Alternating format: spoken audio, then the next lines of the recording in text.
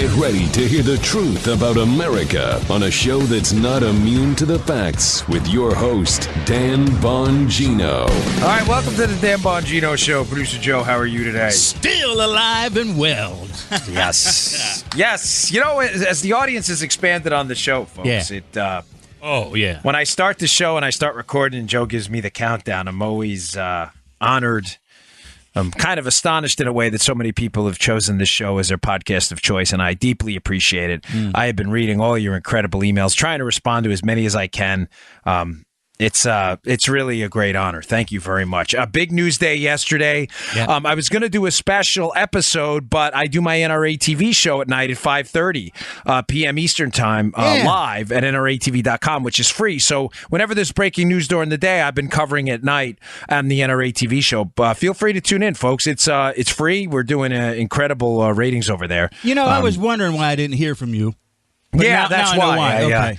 I've been covering this stuff at night now. And then the next day, by the way, it gives me an opportunity on the podcast to digest all of what happened and give you a more thorough kind of some conclusive findings based on what I believe to be the real narrative that's out there, not the fake narrative the media puts out there. Of course, what am I talking about? The just incredible news that Anthony Kennedy in the Supreme Court, the swing vote in many cases, is stepping down and retiring in July. This is huge. Now, it goes to prove my point in the Trump era that there's no better time, Joseph, for you and I to be in the conservative content production arena. Hey! This is the best time ever. Yeah. But having said that, you cannot step away from the news for 2 minutes. You better be on top of it. I was actually in the gym, sweating it out a little bit, having a really tough workout when I saw the breaking news come over on a notification on my phone screen that he was stepping down. This is a cataclysmic shift in the ability of conservatives to take back the country and limit government. Cataclysmic. Cataclysmic in a good way. Boom. This is going to be huge. All right. Before I get to that, the ramifications and some I'm going to give you my choice. I know some of you are going to disagree. It's okay. My choice for who should take the spot, and I'm going to give you a reason. By the way, cataclysmic for Democrats, apocalyptic for Democrats. Good for us. Just so you understand where I'm going with that, because I always get a lot of emails from people, which is cool, but. Trying to save myself some effort there. All right, today's show brought to you by our buddies at Helix Sleep. There's nobody on the planet like you. So why would you buy a mattress built for everyone else? And by the way, I can't stand a lot of these mattress stores. You go in there, you're in there forever, and you can never make a decision. Helix Sleep makes this super easy for you. There's nobody on the planet like you. Right? You need some kind of customization here for you personally, right? Working with the world's leading sleep experts, Helix Sleep developed a mattress that's customized to your specific height, weight, and sleep preferences. You a side sleeper, a back sleeper, all this stuff matters. You can have the best sleep of your life. They're not kidding. At an unbeatable price. Here's how it works. Go to helixsleep.com. Fill out their 2-minute sleep quiz. Where else are you going to get that? And they'll design your custom mattress. They can even customize each side for you and a partner. Come on, that's not happening anywhere else. Helix Sleep's the place to go. In 2018, Helix Sleep is taking customized sleep to the next level with the Helix Pillow. I have that. It's pretty amazing. The all-new pillows are fully adjustable, so you can adjust perfect comfort regardless of your sleep position or your body type. Helix Sleep has thousands of 5-star reviews. Plus, you get 100 nights to try them out. Go to helixsleep.com/Dan right now, and you'll get up to $125 towards your mattress order. That's Helix, Helix, helixsleep.com/Dan, helixsleep.com/Dan for up to $125 off your mattress order. You won't regret it. helixsleep.com/Dan. This is a terrific mattress. Thanks again to Helix Sleep for supporting the show. Okay. A couple of points on this. I'm going to give you the ammunition you need to combat your liberal friends in a debate because they're going to make a couple of arguments here about the opening. They're going to say, wow. The Republicans refused to accept the advice and consent role of the Senate during an election year of Barack Obama when Obama nominated Merrick Garland. Ladies and gentlemen, let's get rid of that right away, okay? Number one, that was the Biden rule. In other words, in a presidential election year, which we are not in case the liberal media failed to figure that out, Maggie Haberman of the New York Times seems a little confused about this. This is a midterm election. It's not a presidential year. What? What is that? I just got that's weird. I have a new computer for the podcast, and I guess it's accepting text message. I heard ding in my ear. I'm like, Joe, did you do that? When the Republicans, I know I have total ADHD, folks. I know it drives me crazy too sometimes, but that's the show. It's real, right? When the Republicans said, Mitch McConnell, to his credit, I got to give McConnell some credit on this. When McConnell said in the last year of the Obama presidency, when Antonin Scalia tragically died, when he said we are not going to take up the Merrick Garland nomination, it's an election year, they were following the advice of Joe Biden. It is Joe Biden, former vice president and Democrat, who in 1992 suggested the very same thing. I say this because this isn't about whataboutism, folks. Again, this is about the Democrats setting a precedent. Joe Biden and the Democrats early on saying, listen, during a presidential election year, this is Biden and the Democrats. It's probably not a good idea to put up a nominee for the Supreme Court right before a presidential election. Let the public choose a new president. And after that, we will take up as the Senate the advice and consent role on the new president's nomination. Now, in case you don't believe me that this is a Democrat idea, what McConnell did, you may disagree with the idea, folks. That's fine. That's fine. I get it. You may say, even as a Republican, well, McConnell should have done the advice and consent role, taken up the Merrick Garland nomination. Fine. But I'm just saying, let's not pretend that this is a uniquely Republican thing, refusing to take up the president's nominee for confirmation during an election year. Here is the audio of Joe Biden in 1992 during a presidential election suggesting the Joe Biden rule, which is that the Senate should not take up a new nominee. It is my view that if a Supreme Court justice resigns tomorrow or within the next several weeks, or resigns at the end of the summer, President Bush should consider following the practice of a majority of his predecessors and not name a nominee until after the November election is completed. There you go. The Senate Judiciary Committee should seriously consider not scheduling confirmation hearings on the nomination until after the political campaign season is over. There you go again.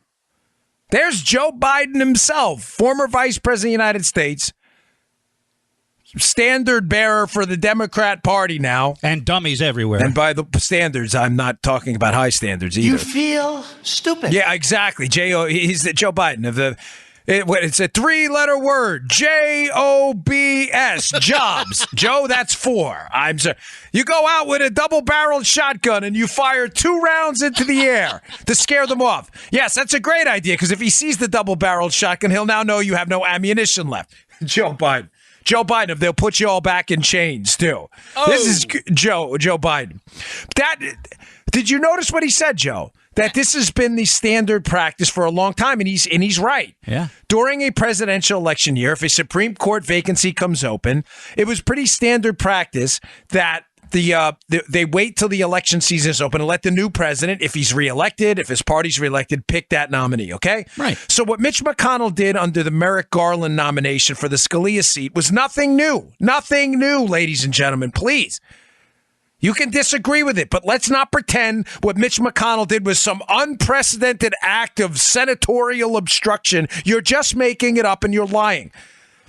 Save that Joe Biden clip, commit it to memory, because again, argue with your liberal friends. I get it. I understand you have a problem with the principle. Maybe you believe that Barack Obama was the president, even as a Republican. I don't agree with this, but maybe you think Barack Obama was the president. He had the right to have his nominee heard for a confirmation hearing. Fine, that's fine. But let's not, again, pretend that this is some kind of unique Mitch McConnell thing. Number one. Number two, this is not a presidential election year, ladies and gentlemen. Please, I don't know what the New York Times and these other knuckleheads are putting out in their tweets, but this is a completely different set of circumstances. Bingo. The House of Representatives and the Senate does not nominate a candidate for the Supreme Court.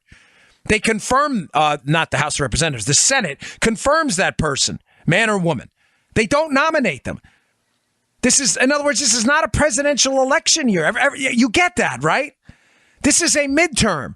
Joe Biden and the Joe Biden rule from 1992 refers to a presidential election year. This is a midterm. Now, let me go. So point number one, the obstruction in the final year of a presidency in a presidential election year on a nomination is a rule that has been put forth by Republicans and Democrats and advocated for publicly by Joe Biden. Number two, this is a midterm. There isn't a recent precedent for obstructing a presidential nominee in a midterm election. None. Matter of fact, Joe. Yeah. Elena Kagan, Barack Obama's nominee for the Supreme Court, now a Supreme Court Associate Justice on the Supreme Court, was nominated, Joe, in May of 2010 and confirmed in August of 2010, right before a midterm. Oh, how does that work out for you? You have no argument here, folks. There's no precedent for this. And McConnell obstructed during an election year. Presidential election year. The midterms, they confirmed your nominee, Elena Kagan. She's sitting on the Supreme Court now. Confirmed in August of 2010. There was a midterm there. Did you forget that? Finally, another argument here. Now getting into the obstruction during presidential years. They'll say, well, you know, Kennedy was confirmed during an election year. Folks, listen. The opening happened in June of 1987. It wasn't during an election year. That opening was filled by Robert Bork, who was borked by the Democrats in the Senate. Was then stopped, and then eventually we wound up with Kennedy a year later. The opening didn't happen during a presidential election year. Do you understand what I'm saying? None of the Democrats' arguments, this is what infuriates me, Joe, arguing with liberals, is they constantly make stuff up. They do this all the time. They lie, they exaggerate, they engage in hyperbole. They can never, ever tell you the truth. Well, Kennedy was confirmed in an election year. The opening didn't happen then. The opening happened in 1987. The reason they got to Kennedy was because the Democrats shredded the reputation of Robert Bork. That's why the opening was the Supreme Court, the seat was open for almost 2 years.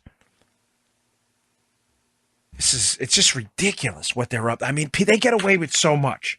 Now, I want one before I get to who my choice is on this, and I hope you'll hear me out. Ladies and gentlemen, voter intensity right now is critical. I hope you understand this. The Democrats are going to be paying attention to the polls. This was a catastrophe for the Democrats, and there is a great piece in the Washington Examiner I'll have in the show notes today at Bongino.com. Again, if you subscribe to my email list, I will send you these articles. I try to find the best ones. But there's a great piece about how devastating this is to Democrats right now. Why? Because there are a number of red state Senate Democrats running for re-election who are in a world of electoral hurt right now, folks.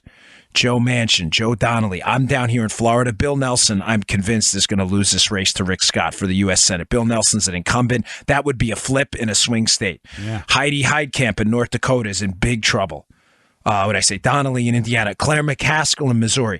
There is a darn good chance, Joseph, that not only are the Republicans not going to lose the Senate, there's a really good chance that the Republicans are going to significantly gain seats. Well, what does that mean? Now that Harry Reid, former Democrat Senate Majority Leader, now that he has left the Senate and nuked the filibuster rule before he left that required 60 votes in the Senate. Harry Reid was the one who nuked that. He's like, we're going to go the nuclear option. Thanks, Harry. Shifty. Thanks, Harry. Hey, you get winking a nod. Shifty. Yo, softy. Thanks to Harry Reid, they nuked the filibuster on lower court judges, which was then doubled down on by McConnell for Supreme Court picks. Now they only need 51.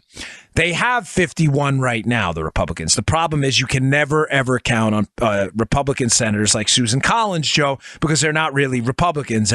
Susan Collins is effectively a Democrat. She's pretty useless on most things. So you're not going. There's a good chance you'll lose Susan Collins. Now, also that the Doug Jones Alabama seat's big trouble too. They have a Democrat in a seat that was Republican. Here's what I'm trying to tell you. Polls about voter intensity. You've seen them, Joe. Like, how excited are you to vote? And you'll say, well, Democrats have a 10-point voter intensity lead on Republicans. The Democrats are going to pay attention to this. Now that the Supreme Court has opened up, you have a twofold effect. You have a twofer here. This is going to be, and David French has a really good piece in National Review about this, and it's in the show notes today. Please read it.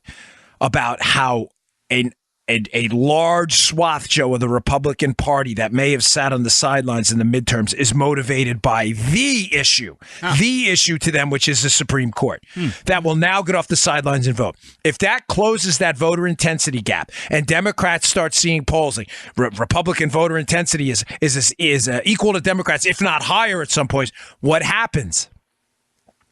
Democrats now, who were previously not on board, Joe, walk through the tactics here. They're going to say to themselves, you know what? We better vote on this now. We better vote on this now, because if we lose the election, we have absolutely no chance. Let's say we vote this person down, right? And then Trump doubles down and nominates an even more conservative person after the election. And we're going to have no leeway at all. This is important. The politics matter. You get what I'm saying here? I did not think of that. Yeah. Right now, they're like, okay. Mitch McConnell has already gone out publicly and said we are going to schedule a vote. This is important before the election. The Democrats know they have a little bit of sway here, because if they can get one Republican to fold and the Democrats hold together, they have a chance of scuttling the nomination. The problem, Joe, if they scuttle the nomination and they see voter intensity polls, those voter intensity polls, Republicans are fired up. They're going to show up. And those voter intensity polls start to flip on red state Senate Democrats, and they think they're going to lose those seats. You don't think the Democrats are going to be like, boy, are we in a lot of trouble. We scuttled this nomination. Look who we're going to get next time. I say, they'll flip you. Flip you for real. They'll flip you. They'll flip you for It's true. It'll be the dipsy-do flipperooski, as I say all the time. Yeah. The dipsy-do flipperoo. You will have won the battle and lost the war. Wow, we scuttled that guy. Yeah, after November, you're going to get a nominee twice as conservative, if it's even possible. And by the way, you're going to have no leeway, because the Republicans could have 56 senators at that point. Yeah. And not only that, Joe, scuttling the nominee will absolutely decimate the electoral chances of Manchin, Donnelly, Nelson, and everyone else, because Republicans will show up en masse now, realizing that these red state Senate Democrats are nothing but Democrats. In other words, they're not blue dogs. They're just Dems. You understand where I'm going with this, folks? This is big, big trouble for them. The Democrats are in a panic. Read the David French piece. It's very good. It talks about the tactics I'm talking about right now. How voters right now, everything's Manichaean right now. Everything's good versus evil. And this is it. People see, in voters' eyes, they see the Supreme Court as basically this fight between good and evil. This isn't marginal politics anymore, folks. This is the ability to hold on to your religion, to hold on to your money, to practice your faith, to keep your land, to keep your gun rights. You know, these fights, that's why the Supreme Court is the issue for so many Republican voters. This is going to activate many of them to get out there and go do what they need to do. Okay, having said that, let me get to my pick. And I know some of you may disagree, and that's fine. Ladies and gentlemen, I think Senator Mike Lee from Utah is the perfect choice here. Listen, I get it. There are some of you, because I get your emails and I see your tweets. I read them. I pride myself on audience feedback. I get it. Some of you, he was not a big supporter of President Trump, and I understand that. But I'm telling you, if you can just hear me out as a friend, and I mean it. I've always considered this show, the reason it's so conversational and not structured in the way you hear traditional talk radio is because we wanted to do something different. And I've always wanted to be open about my personal life and everything else to you all. And I feel it's important. You're going to invest your time in me. I'm going to invest my time in you. I don't know a lot of people personally up on Capitol Hill, senators or congressmen. And that's for a reason. I do know a lot of staff folks, but It's for a reason. I try to stay out of it because I feel like it taints the show. And it's another reason I choose to do the show from Florida, and I don't have a studio in D.C. or anything like that. I want to stay out of the political bubble because when you let personal relationships impact your decision-making, you start to do things, I believe, that corrupt your voice with the audience. Having said that, though, Mike Lee is one of the few guys I know that I know personally.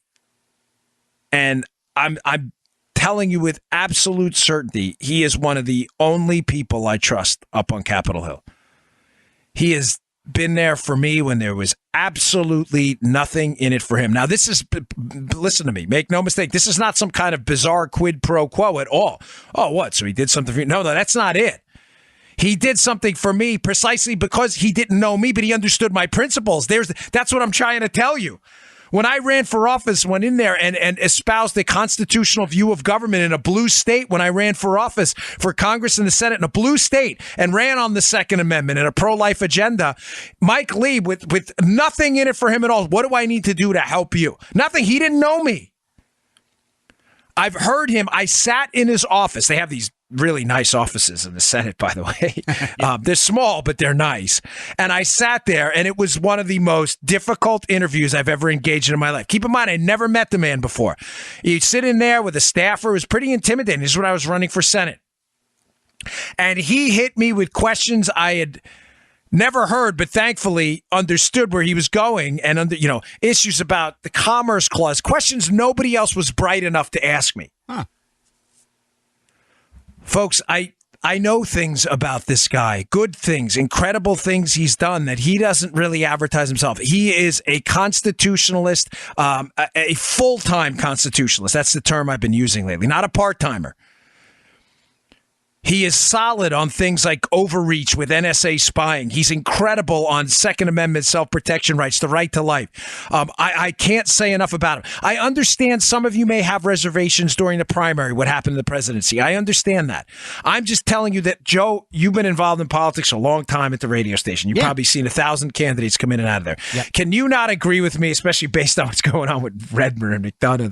There's crazy things happen in primaries. Oh, big time, yeah. Crazy things. People, I've been through them. I've lived through them. The nuttiest things happen in primaries.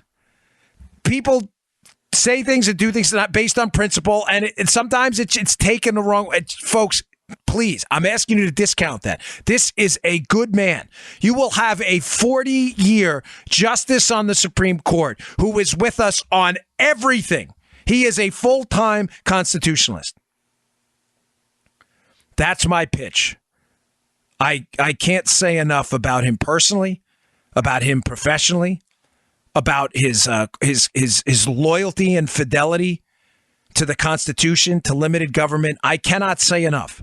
If my endorsement means anything to anybody out there in my listening audience, I give a full-throated 100% endorsement for Mike Lee for the Supreme Court. I don't know if it's going to make a difference. And I get it. The Democrats are going to play a lot of, another white guy? Listen, we don't play that game. This is about the Constitution. The Constitution does not have a color. That's for the Democrats. I know the Republicans, we do character stuff. They do identity politics. But I'm saying, I know the Democrats, and there's going to be some Republicans who sadly play that game too. It's nonsense. That's nonsense. He is the best choice right now. All right. Moving on. We got a busy day today. Got a lot of other stuff to get to. Today's show, you see how quick I did that? Right to the end. Today's show brought to you by our buddies at We the People Holsters. Best holsters out there. I love We the People Holsters. Democrats are up in arms over the NRA's rating of gubernatorial candidates, and I couldn't be in more agreement with the grading system. The Republican candidates in Nevada have a proven track record of supporting the Second Amendment, which is no doubt why they received an A+. Don't just choose a candidate who supports your rights, but a company who supports them as well. We the People Holsters was founded in the state of Nevada, and let me tell you, they nailed down their holster designs. They did. These holsters are pretty terrific. We the People Holsters are custom-made holsters made in the USA. They don't use any kind of garbage third-party molds. They use their own molds for a precision fit, folks. When you get your firearm and you click it, you can hear that little click sound. It is the absolute perfect fit, and a perfect fit is essential. Too tight, you won't be able to get the firearm out. Too loose, what's the problem? Too loose, it'll fall out. That's why you need a precision fit. None of these crappy third-party molds. They do their own in-house stuff. They have some of the best designs. They update them constantly, and they have their own 3D design team. You get this holster, you are going to love it. It has an adjustable cant, adjustable ride. 4 holes on the clip that match up with the 4 on the holster. So you can not only adjust the cant, but adjust the ride too. It has adjustable tension. A little tightening of a screw, you get a little more tension, a little less tension. Super easy. Clicks right in place your firearm. They have custom printed designs in-house, thin blue line, the thin red line, Constitution, camo, and American flag, and they have designs for women too. Their holsters start at just $34. Every holster comes with a lifetime guarantee. Every holster ships free. If it's not perfect, send it back. You won't need to. It doesn't matter. You won't need to. WeThePeopleHolsters.com/Dan. Go to WeThePeopleHolsters.com/Dan. Use promo code Dan, my first name, and you'll get $10 off your first holster. That's $24 with free shipping. Ladies and gentlemen, $24 for one of the best holsters out there. You know, true story. I never spin your wheels about this stuff. So when they wanted to come on board, they're like, let's send Dan a sample. I'm like, I'm good. I've got holsters. I appreciate it. Save the money. No, we want to send you one. They sent me actually 2.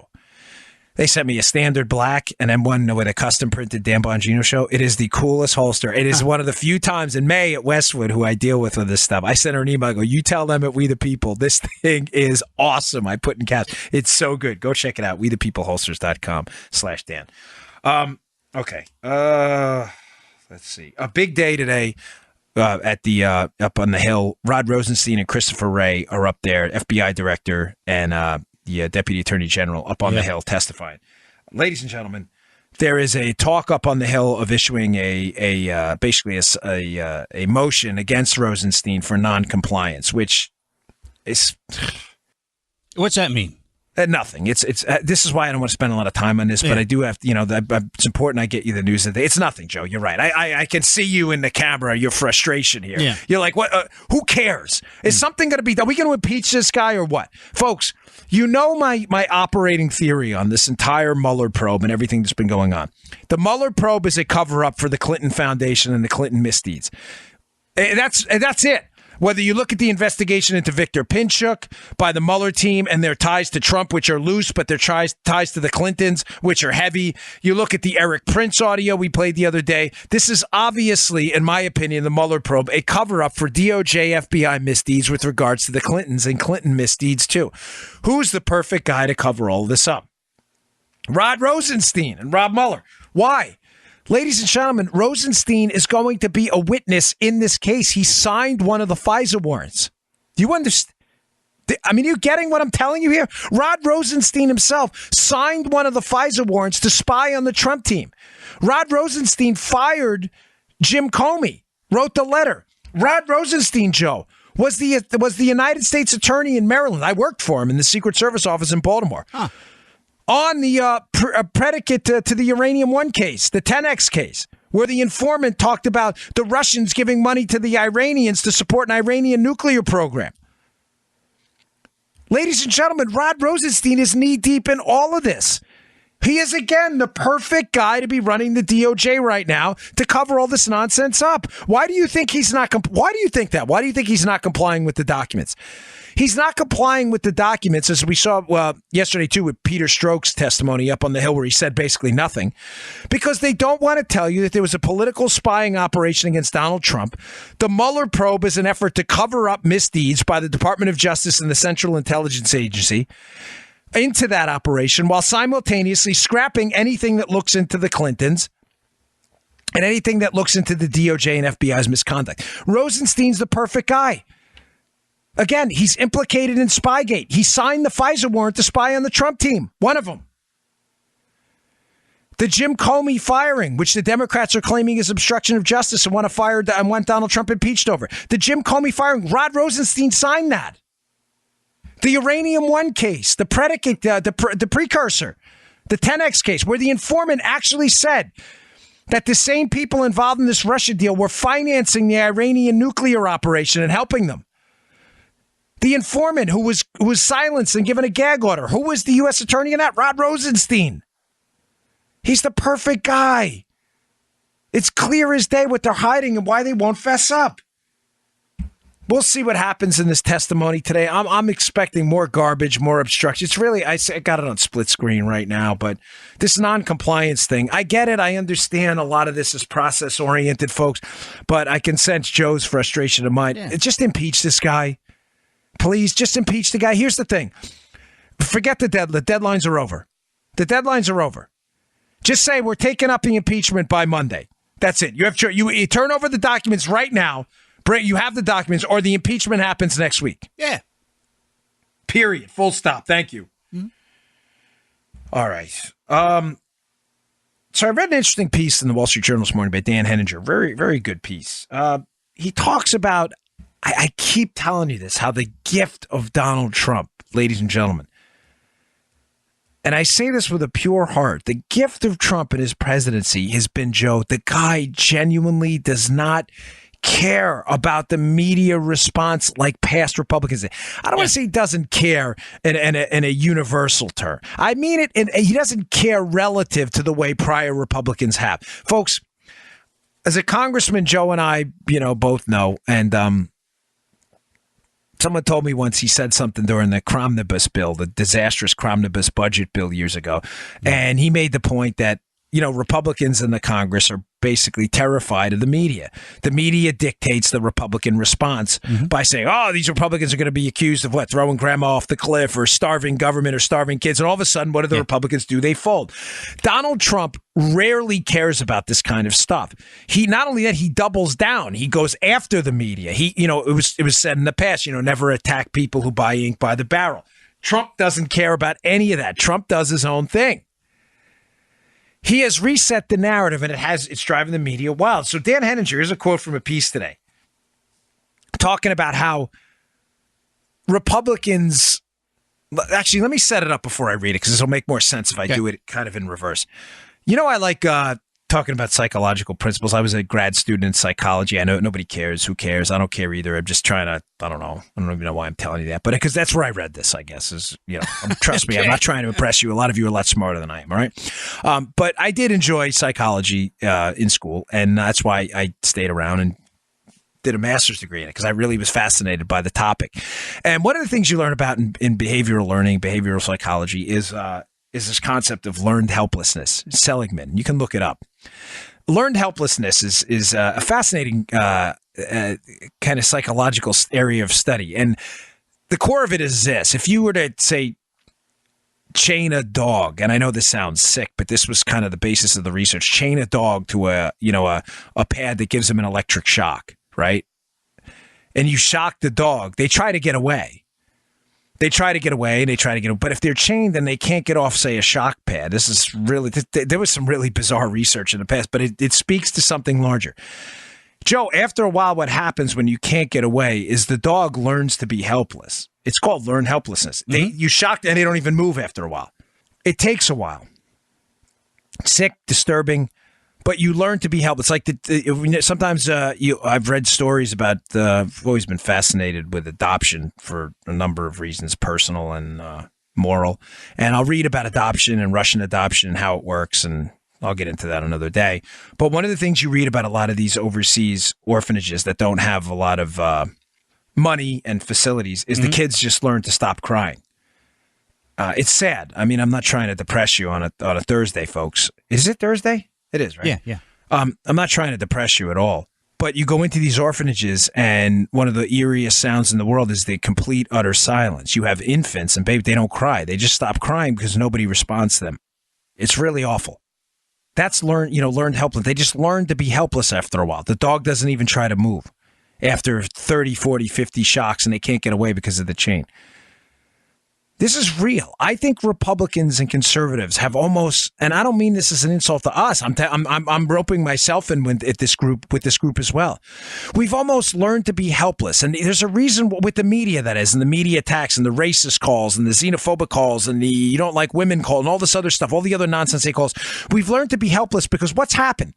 We've tried to get away from the electric shock, and what happened, Joe? We have been sold out by leaders, Republican leaders in our party who have advocacy platforms, who have media time. They're talking heads on cable. They're elected leaders. And we're like, we're ready to charge. We're like, yes, liberty, freedom. Let's go. Let's go to the polls. And all of a sudden, the media turns around and attacks them and goes, that's racist. And the Republicans, and we're charging the battlefield. And what happens? The Republicans with the biggest platforms and voices go, hey, we really apologize for that. It may have sounded a little racist. This is our fault. We're going to dial that back. We're going to take that money and we're going to spend not only what we're going to spend now 10 times more. And everybody's charging the battlefield goes, You try to get off the electric pad, the shock pad, and you're chained to it. And that chain has been Republican leadership refusing to take the fight to the media while we're charging the field. We're charging off the shock pad. And what holds us back? Republicans with a platform who have no spine, who have taught us to be helpless. Why have we been taught to be helpless? Because they're the ones, they're not leading the charge, and we don't have the platforms to fight back. That's changed now. I thought about this morning with Donald Trump. It has changed incredibly. Now, for those of you who are behavioral learning folks, Seligman's concept of learned helplessness was accepted as fact for eons. That if you don't allow them to escape, they will eventually learn to be helpless. Until someone came along later on and showed that there is a way to overcome this. When you later, even after multiple rounds of this, where the dog stops trying to get away, if you show them a path out, and they see it, and they can get loose from the chain, and you show them the path, eventually, they will take it. If you give them some kind of example on how to escape and how to get out of there, they will escape again. This has been the gift of Trump. He doesn't play into the we're going to learn to be helpless. We're going to learn to fail. We're going to respond. We're going to wait for the media to respond. He doesn't do that. Brilliant. Brilliant. Brilliant. He constantly beats them at their own game. Every time. It doesn't matter what it is. The tax cuts, the tax cuts are a perfect example of this. Every Republican in the past, anytime they've proposed a tax cut bill that puts money in your pockets, right? It's your money. The media has gone on a full bore attack about how this was, for the rich and income inequality. And Republicans, you'll hear them almost apologize. No, this isn't for the rich. Trump's like, I don't care if rich people get it too. It's their money. And the media doesn't know what to do. And all of a sudden, Republicans who had learned to be helpless in the past and would start apologizing. Rich people, they shouldn't get it either because that's what I'm supposed to say because the media said so. Or like, no, so what? They're job creators. They're going to get money back too. Yeah, so what? What's your problem? All of a sudden, you're charging the battlefield with a guy who is in the lead and taking the charge. I noticed it last night when I was watching his speech in North Dakota for Kevin Cramer running against Heidi Heitkamp, who I think is finished. I don't think she has any chance of re-election. Cramer gave a great speech, by the way. But you see Trump out there. He just takes it to the media over and over and over again. He's given people who had learned to be helpless in the past, he showed them that path, that button, that trap door, whatever it is, that way out of the chain, where now they can get off this media shock pad all the time. Here's the quote from Henninger. The quote from Henninger, I had to set it up that way because it's about the response. This is important. I know some of you hate when I say that. I'm sorry. It's just, I really, this matters to me, and I want to make sure the bullet points of the show hit home. The Henninger quote is about the response this has generated to the media and the left because they're the same thing. Joe, that is used to shocking the Republican dog and not allowing them to get away. Mm-hmm. The fact that the Republican dog can get off the shock pad now is driving them crazy because they're not used to this. What do they do when the dogs lose? What is he going to bite us? They don't know what to do because they've never done it. So, from the Henninger piece. Psychologists will study for years how a candidate, now a president, whose substantive threat to, quote, our democracy consists of mainly unprecedented boorishness, drove normally temperate people into a frenzy. This is an important quote. Let me just sum up for you what he's saying there. That you may not like Donald Trump's style. You may not like his tweets. You may not like his off-the-cuff remarks. You may not like his particularly confrontational speeches, which I enjoy. I think we needed that. Yeah, me too. But Henninger's point in the Journal piece is that there's nothing particularly new about his platform, Joe. Deregulation, eliminating government red tape, tax cuts.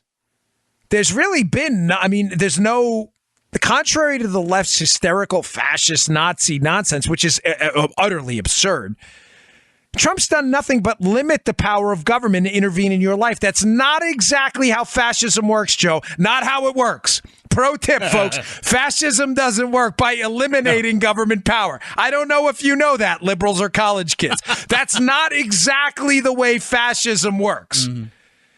Trump has taken less money from your pockets to give to him and his government. That's what the tax cuts were. He has eliminated a lot of regulations where the government can come to your door and tell you what to do with your business and land. Not exactly fascist, folks, by any reasonable metric. I don't know what you're talking about. And therefore, the media has lost their minds with this over-the-top response based on nothing but, as Henninger said, Trump's basically boorishness. That they're responding to a guy who finally has come back and gone on the counterattack, and they don't know what to do. So what is their avenue when the dog is off the shock pad? Their avenue is, the dog's a fascist. They don't have anything else. They don't know what to do. The dog has figured out how to get off the chain. We're not helpless anymore. This has been the gift of Trump. He has exposed the media game. He has exposed the Republican weak response to the media game. Backtrack, stay on the shock pad. Just take your shocks and they'll give us food once in a while. Don't you? I know we can't get off. The shock hurts a little bit, but they'll give us food, so it's all okay. Trump's like, nah, I'm going to try to get out of here. Thanks. And I'm going to show everybody else the way out, too. This is not insignificant, folks. This is a major sea change in politics. And if we can get this guy elected for 4 more years after this term, folks, we have the chance to nominate 4 Supreme Court justices. Forget about 2. Remember, Breyer and Ginsburg are in their 80s. Donald Trump could appoint 4 conservatives to the court. 4 conservatives. Full-time constitutionalists to the court. A generational shift in politics, that would be. All right, I got a couple more things I want to get to. It's an important news day. So, today's show also brought to you by buddies at FilterBuy. I don't want to assume too much, but I suspect you have enough bills already to pay. You don't need more. No, I don't, but that might be what you're headed for if you don't trust me on this one. According to the Department of Energy, the most expensive utility for most Americans is their electricity bill, making up roughly 9% of their annual housing expenditure. Ouch. This number is aggravated depending on where you live. If you're down south like me in Florida, like the Ohio State University, it's super hot down here, and your summer electric bills go through the roof. And I have 2 new units, too. Adding insult to injury, this allergy season has been one of the worst, further straining your system. You can help lower this bill by making sure your system is running smoothly with a new set of filters from my friends at FilterBuy, America's leading provider of HVAC filters for homes and small businesses. They carry over 600 sizes, and if you're one of those difficult people with a difficult system, they can make custom filters just for you. Plus, they ship free within 24 hours. And if that isn't enough, they're manufactured right here in America, so there's no excuse. Set up auto delivery. It just makes life easier. Plus, you save 5%.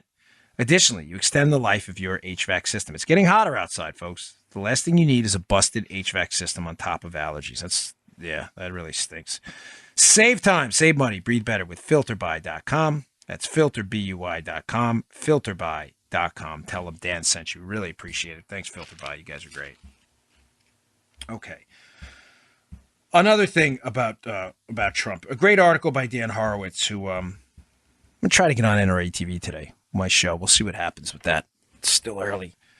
But he has a really, really solid piece at Conservative Review today about the Trump effect elsewhere. Now, what I was talking about before is this learned helplessness and the psychology of Donald Trump, and especially his impact on Republican voters and how he can change things and has changed things by his impact in taking the fight to the media while the media is taking the fight to them. Whereas the response in the past has been the media speaks up, the media accuses of something, you back down, immediately the Democrats win. But this is different. Horowitz has a piece up about the primaries, and it's not all, pro-Trump rosy stuff, but it's a good piece and it's worth reading. And it talks about how Trump is a game changer in primaries. Now, having run myself, I think this is one of the benefits of doing conservative commentary. I've got to tell you, this is not a knock on any other host out there. Please don't take it the wrong way, but it's certainly not me toot my own horn. But when you run for office, Joe, yeah, especially a legitimate run in competitive races, and you've raised money and you've knocked on doors and you've seen how the political process, the lobbying process works. It's pretty disturbing in many respects, but it gives you a pretty unique insight into how politics works. By the way, congrats to Nino Mangione, too, who won his primary for a House Delegate spot in Baltimore, WCBM guy. He just ran. My friend Brian Chisholm ran one, too. But it gives you a very unique insight into a very disgusting process in many respects. There's a problem with primaries on the Republican side. Ladies and gentlemen, we don't think or act collectively as Republicans. We don't. The very essence of individualism and liberty is the idea that I am my own sovereign. My body and my mind is my temple, and all I ask is that you leave me and my family alone, and I will leave you alone. It is the very essence of liberty. God has granted me and my family rights. My right to help or not help others is my right. But that's ultimately going to be judged by a higher power, not by the government.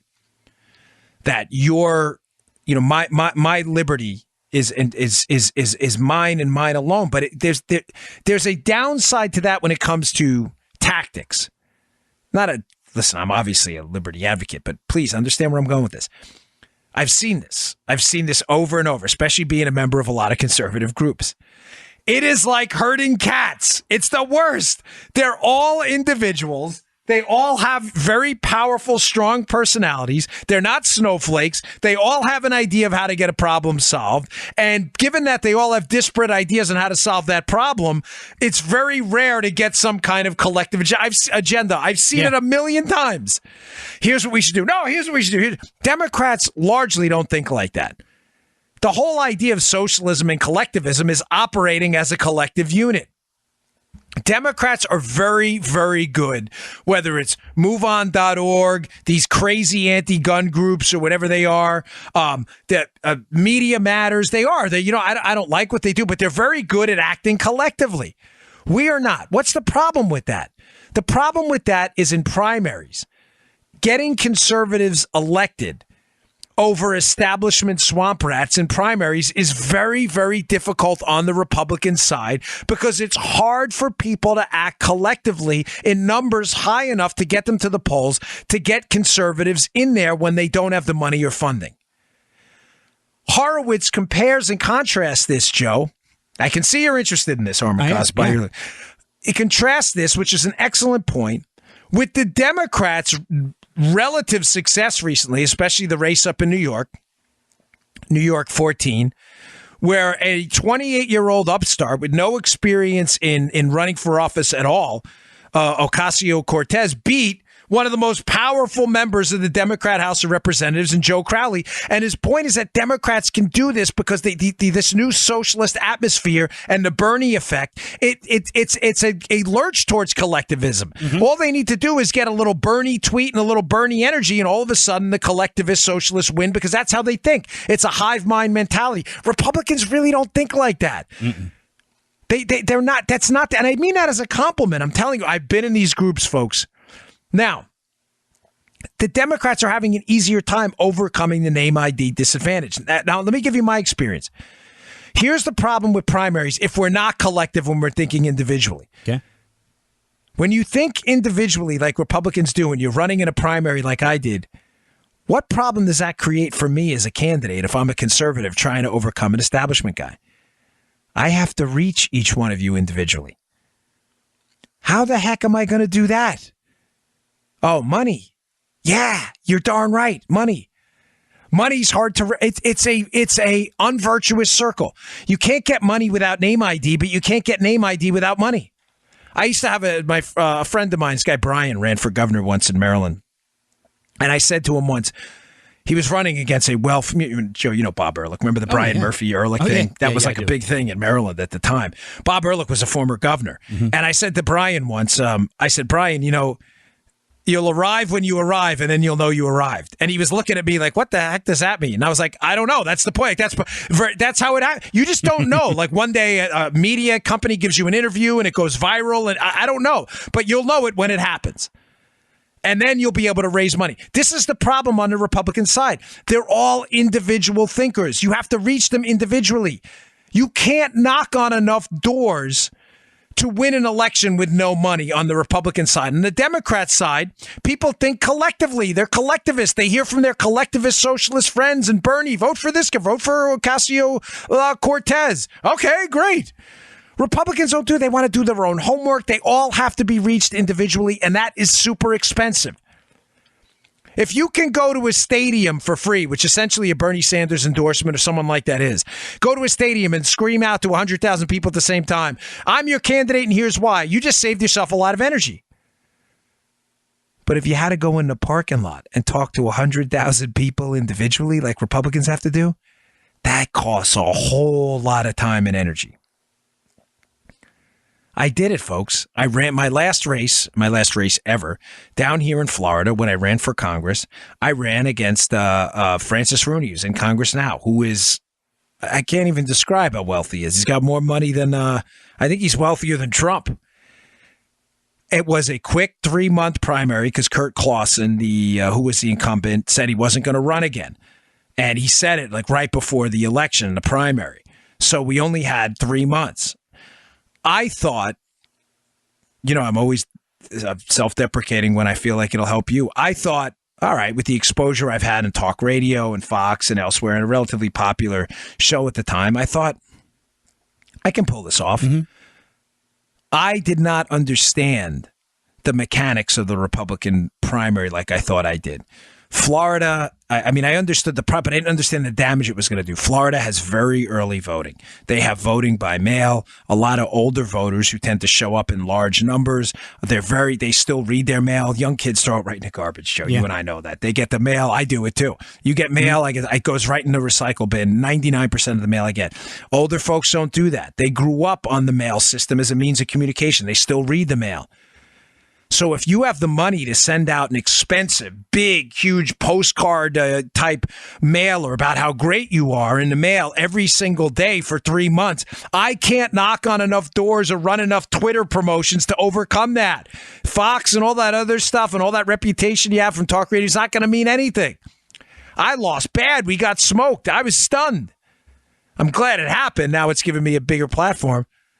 But that is how establishment guys win on the Republican side. Whereas Democrats who think collectively, socialists says, socialists do, vote Ocasio-Cortez. Okay, Republicans don't do that.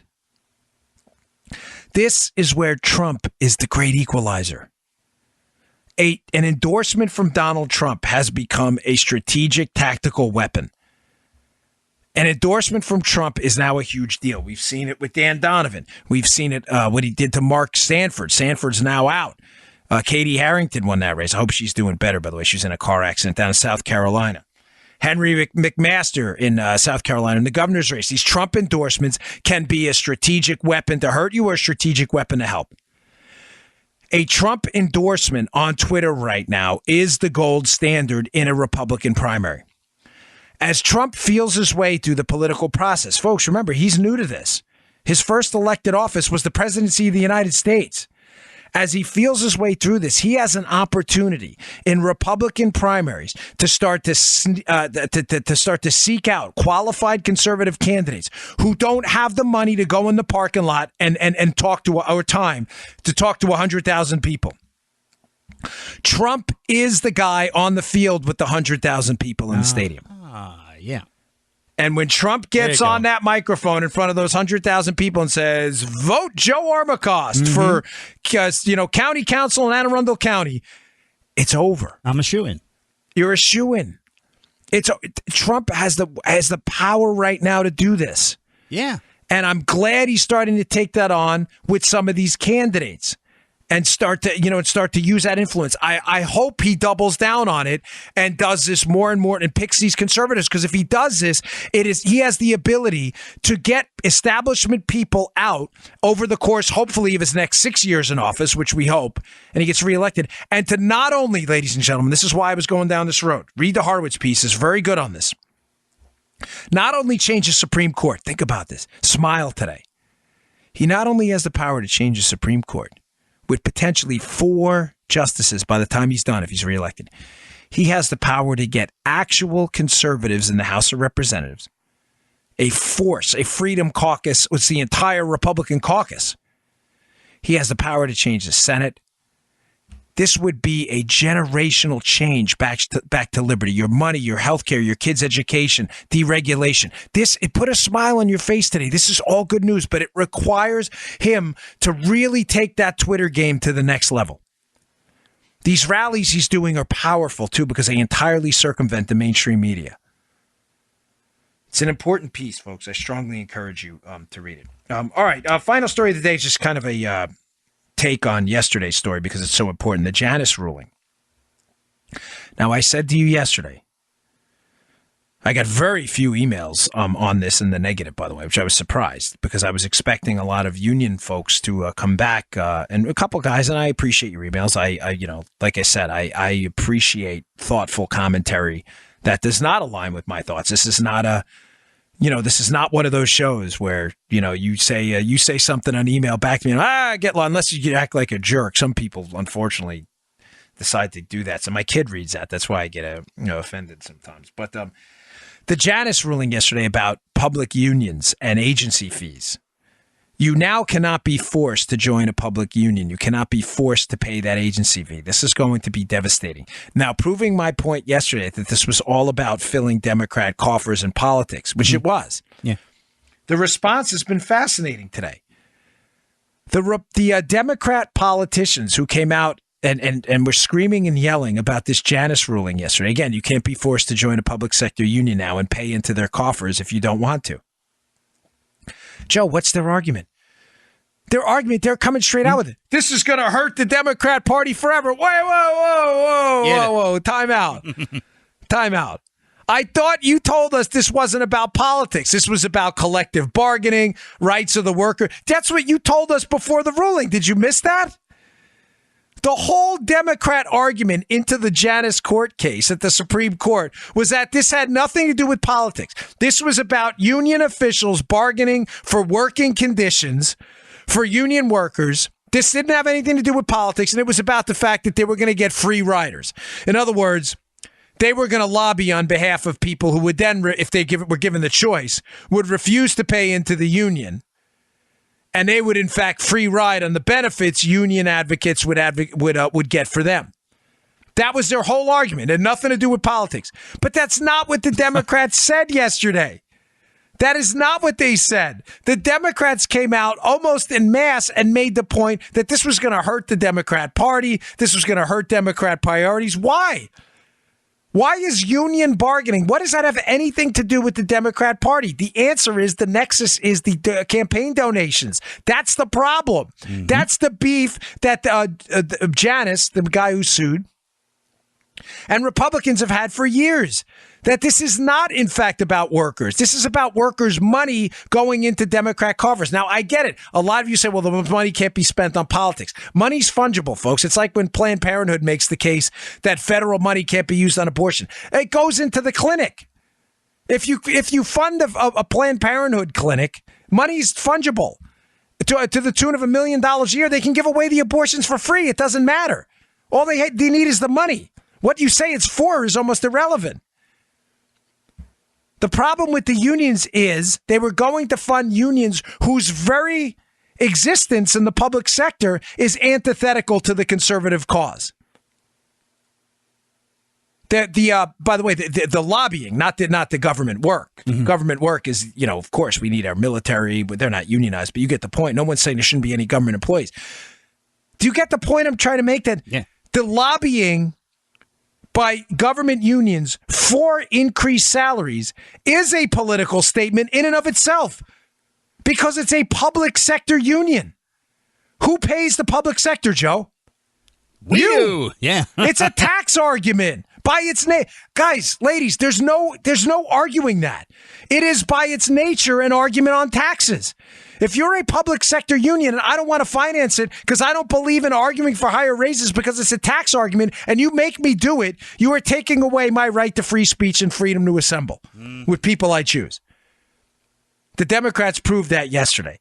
Oh, the damage to the Democrat Party. I thought it wasn't about the Democrat Party. It is. All right, folks, thanks again for tuning in. I really appreciate it. Please subscribe to my podcast if you don't mind on iTunes. I know a lot of you download it, but it's the subscriptions on the top charts. It's free, of course, on iTunes, iHeart, SoundCloud, Spotify. It's the subscriptions that move us up the charts. So we really appreciate it. That's led to just a doubling and tripling of our audience just in a very short period of time. So we really appreciate it. Thanks a lot for doing that. And go check us out, the show notes at Bongino.com. I got some good pieces here today. You just heard The Dan Bongino Show. Get more of Dan online anytime at conservativereview.com. You can also get Dan's podcasts on iTunes or SoundCloud. And follow Dan on Twitter 24/7 at DBongino.